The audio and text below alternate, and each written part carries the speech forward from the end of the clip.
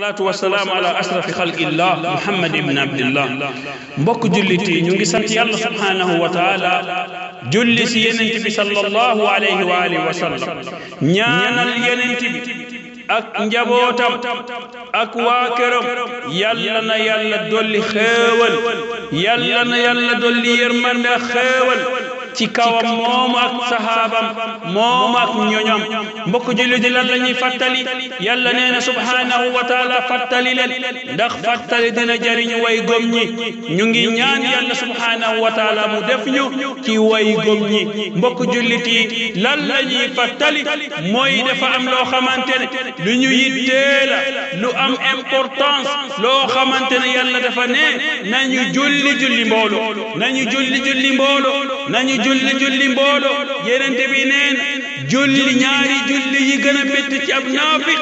mooy julli fajar ak julli gee di ko julli ci julli mbooloo ñaata nit ñoo xamante ne dañuy tëdd ba fajar duñu julli fajar duñu julli fajar ci julli mbooloo duñu julli gee ci jàkka ji nañ ragal yàlla subhanahu wa taala ñu xam ne yàlla subhanahu wa taala def ñu bind pour lan pour ñu jaamu ko ndax yàlla nee na wa ma xalaqtul jinna wal insa illa liya'budun binduma jinna binduma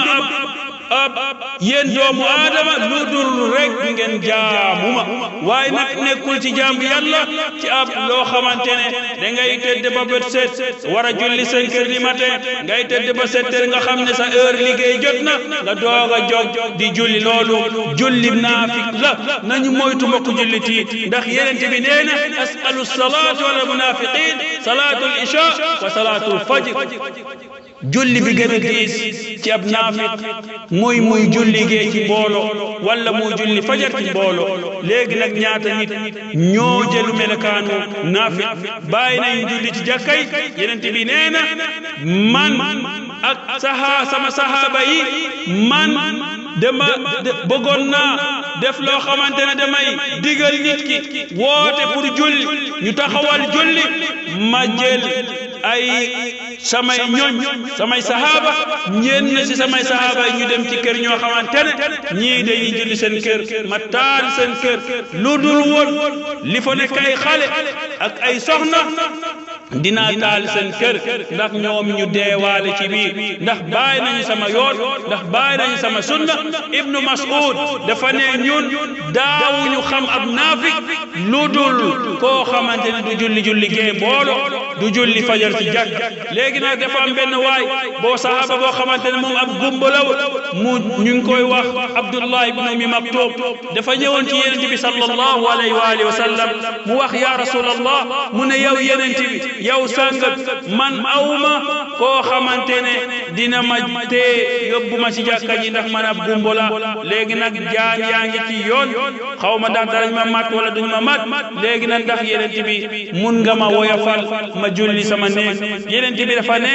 ndax yaa ngi dégg hayya ala salaat di nga dégg hayya ala salaat di nga dégg hayya ala falaa mu ne waaw ya rasulallah yenente bi ne ko kon nag wuyul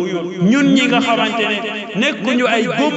ñun ñi nga xamante ne am nañ courant ñun ñi nga xamante ne yoon bi dañ ko gudoroo ba ci biir jàkka ji léegi nag ñu ngi saggane julli bàyyeetuñu sunu xel mbir julli yenente bi nee na nit ki su deewee yawmal qiyaama liñ koy njëkk laaj ci liggéeyam mooy julli sa julli su baaxee sa lépp baax na walillahi alhamd su julli bi bone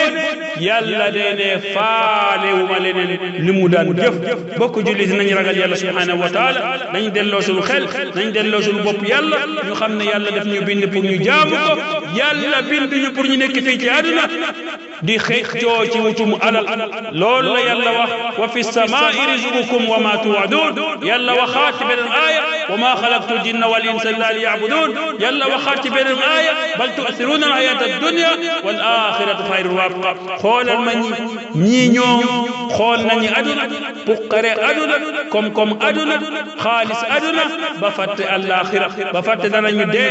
ba fàtte danañu dee ba fàtte danañu leen dekkiwaat laaj leen lépp lim daan jëf bokk julliti nañu julli mbooloo nañu julli fajar ci jàkk julli takkusaan fajar timis gee nañ ko def ci jàkka yi bu ñu mënul def julli juróom yëpp nañu fexe am ñett wala ñeent wala am ñaar wala am benn ñaata jullit ñoo xamante ne léegi julleetuñ ci biir jàkka yi nañu ragal yàlla mbokk julliti assalaamu aleykum wa rahmatullahi taala wa barakaatuh